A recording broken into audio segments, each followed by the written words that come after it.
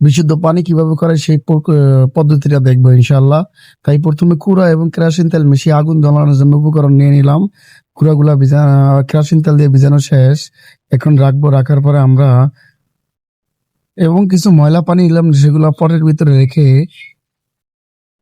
আমরা ময়দা দিয়ে পটটার চারপাশে সুন্দর করে ফাঁকগুলো আটকিয়ে দিলাম এবং একটা ফাঁক করে সেখান দিয়ে একটা পাইপ ঢুকিয়ে সেটার মাথায় পলিথিন বেঁধে দিলাম, যাতে পানি না ফুটলে যেই পানিটা উড়ে যায় বায়ু হয়ে সেই পানিটা আমাদের কাগজের ভিতরে আসতে পারে।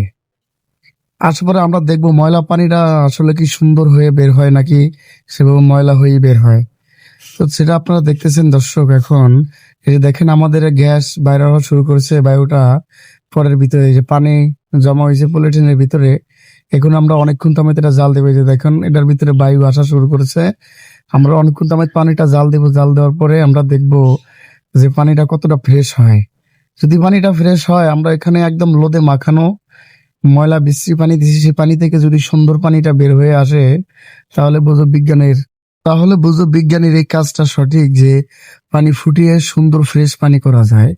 তো আমরা পদ্ধতিটা পরীক্ষা করার জন্য বিজ্ঞান বই পড়াইছিলাম, সেটা পরীক্ষা করার জন্য এটা দেখতেছি। এই এক্সপেরিমেন্টটা করা হয়েছে ভোলা জেলা লালমোহন উপজেলার থানা বদরপুর ইউনিয়ন দেবিস্যার বাজার বাবুসালাম নুরানি হাফিজিয়া মাদ্রাসার কিছু ছাত্র আমরা এটা মিলে শিক্ষক সহ পরীক্ষা করে দেখলাম যে আসলে কার্যক্রমটা সঠিক কিনা।